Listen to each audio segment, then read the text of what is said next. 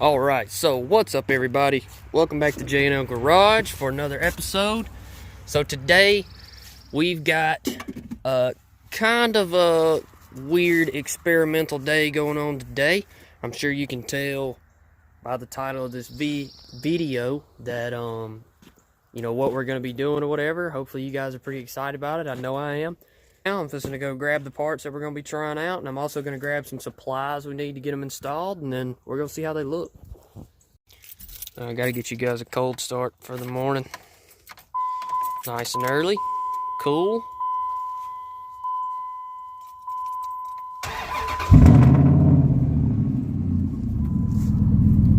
It's ignorant, but I promise you it never gets old.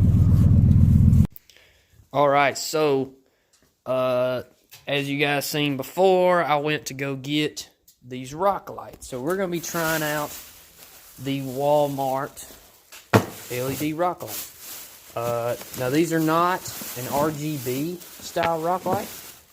They're just white. These are the ones that I got.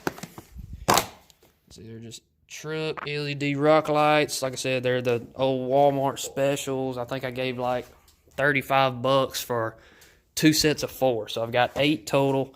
I'm gonna be doing 2 per wheel well. By the way, in case you guys have not seen this vehicle before, this is my side-by-side that I got last year around August. It's just an Arctic Cat Wildcat Sport SE or some crap like that. The only thing aftermarket I have done to it right now are the SSV Works overhead speakers, whip lights, and Fissin' Bee rock lights, and that's it. I obviously have a lot more plans for this thing, and you know, as it goes, I'll explain it to you guys. So before I get off on a tangent though, the first thing I have to do is, when I wired these whip lights in, I did not put a cutoff switch in.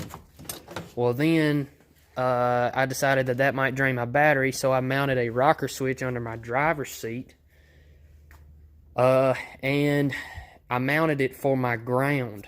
And I believe that it is still able to make a ground through the switch housing, because the switch housing is metal.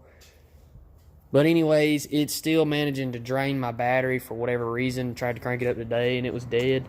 So I'm going to be taking that rocker switch out, and in its place I'm just going to put a mini fuse holder, because it does not have an inline fuse anyways. And I've got both of these wired in together.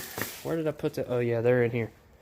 But I'm going to put that fuse there since they're both wired in together. Amperage pulling through the ground. I think I'm going to run probably a 20 amp fuse to start with. If it needs more, I can go up more. I have a plenty thick gauge wire to run the amperage through these things. Since they're LEDs, I'm pretty sure they're not going to pull that much.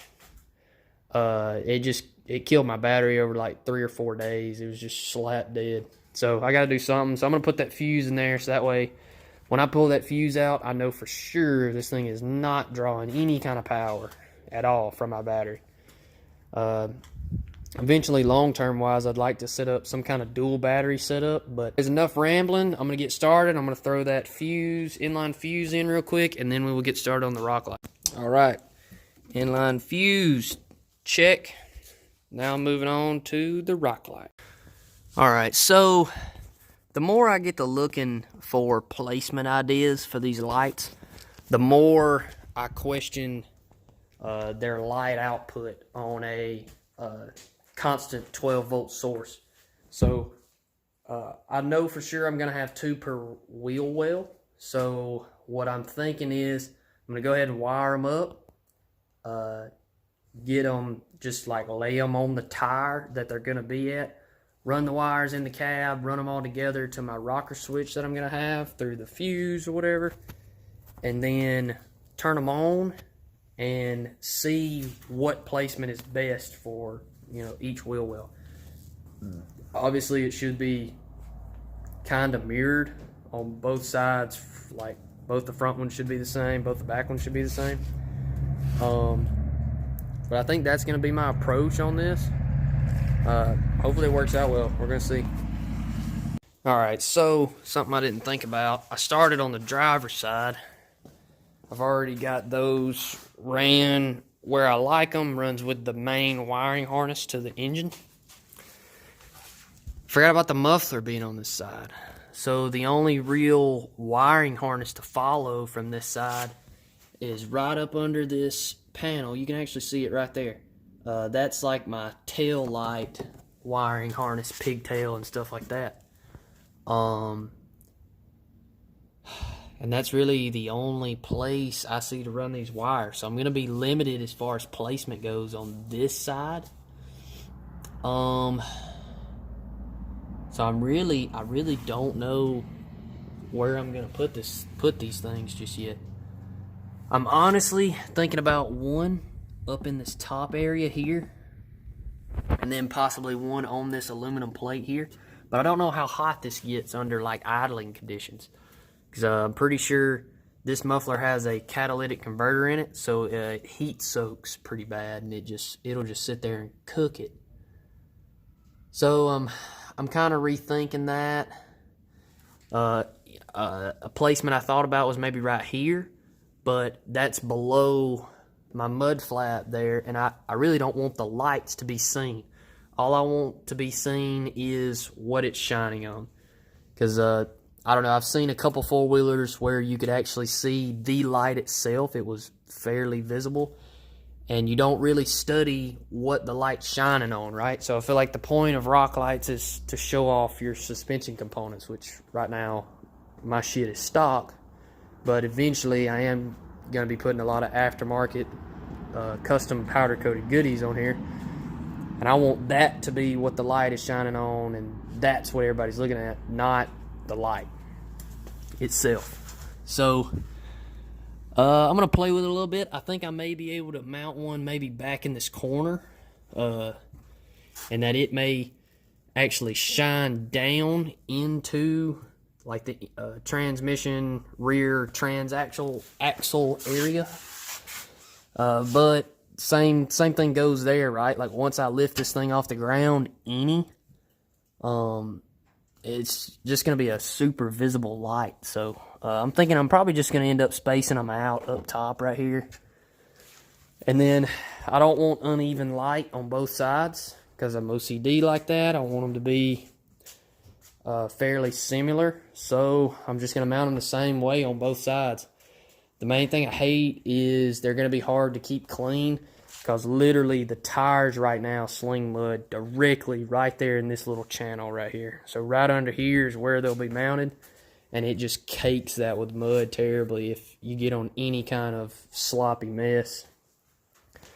But right now, riding on stocks and stuff, I mean, really it's just a beer drinking sport at this point.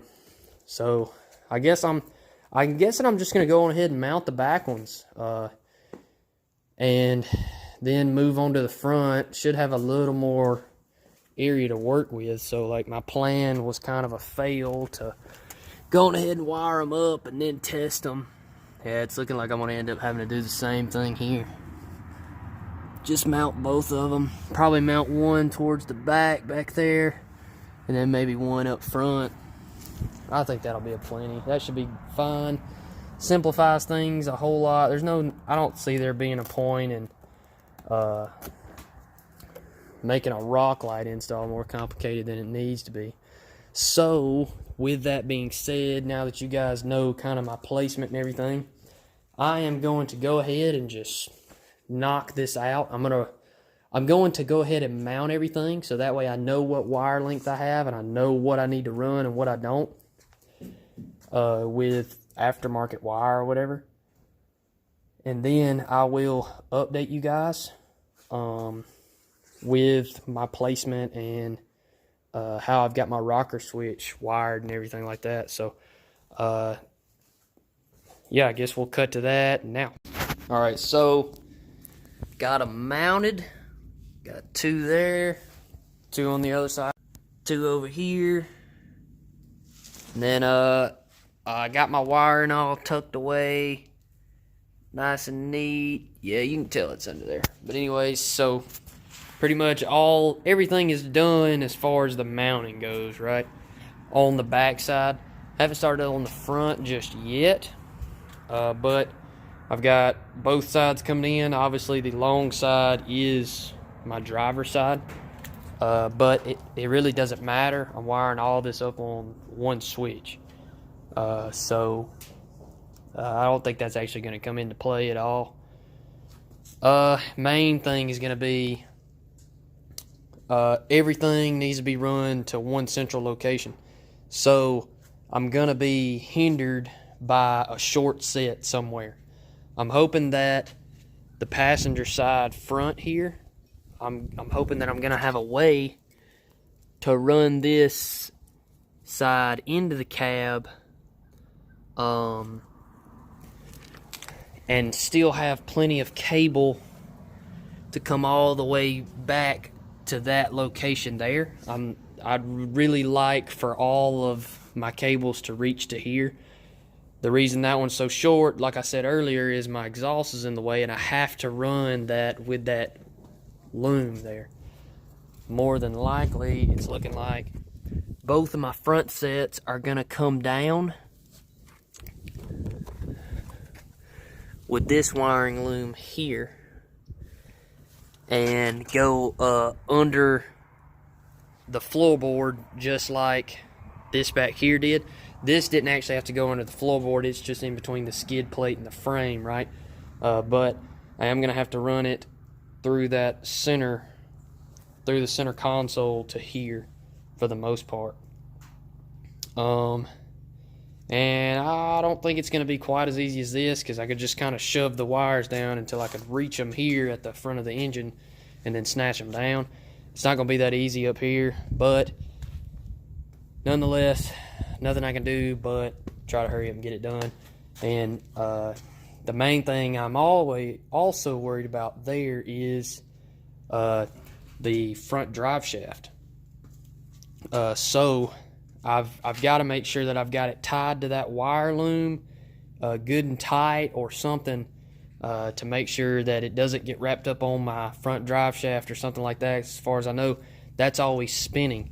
The front diff locking in is what all actuates four-wheel drive on these, like most ATVs. So that's going to be a slight challenge, I believe. It may not be. It looks like the wiring loom goes under it, but the worst that will happen is I'm going to have to take the floorboard out just to really make sure. Which, from what I can tell, I may be doing anyways, because it's just 8 Torx screws.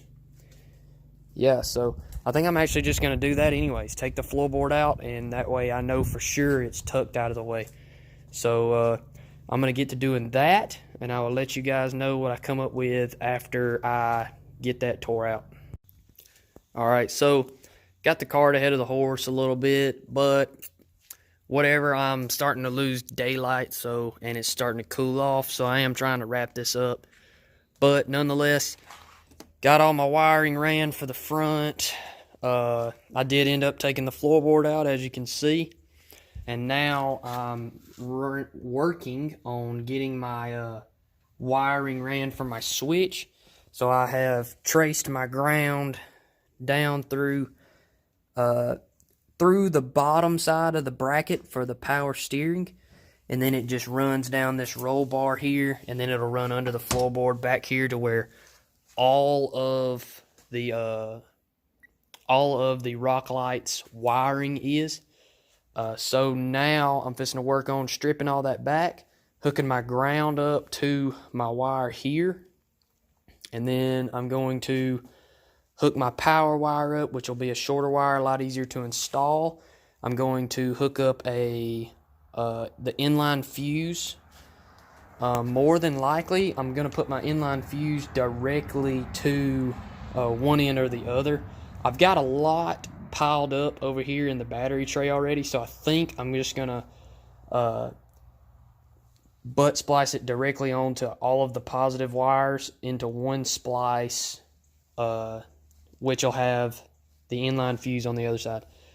As a matter of fact, instead of me trying to overcomplicately explain it, I'll just show you. That is what I'm going to do. So whenever I get done, I'll show you guys what it looks like. Alright, you guys, so I'm not going to be powering up the whip lights because I'm fixing to go park this thing. As you can see, it has gotten good and dark. However, did get the rock lights put in. They are ready to go. And, oh, let me close the door.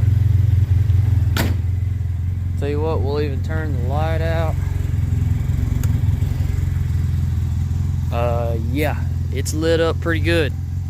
I gotta say, I'm super impressed to like just be, granted it's 8 rock lights in total, but from Walmart, man, I'm even thinking that I could actually add like maybe 2 on each side on the floorboard, and this thing would be lit up. But I'm super impressed. It's super well hidden. I mean, you know, sitting right in front of it, you can't tell. I wish I had the fuse in for the whip lights, man. I may actually do that before I park it just to show you guys, but this thing it's lit up. I'm loving it. But that pretty much wraps it up for this video, guys. Hope you guys enjoyed it. I hope it will help you guys out. If you got any questions, leave it in the comments. I'm trying to respond to those a lot more often now. But it has gotten super fucking cold out here, so I am fixing to turn it in for the night. Thank you guys for coming back in and checking in on JNL Garage. Hope you guys enjoyed this video, and as always, leave a like and subscribe. Alright, so I know it's the end of the video, but real quick shot with the whip lights on. This thing looks awesome. Can't wait to get the lift kit and stuff in, so that way this thing actually you know, adheres to the lights a little bit. It looks like I just threw a bunch of lights on it. But anyways, hope you guys enjoyed the video, and as always, have a good one.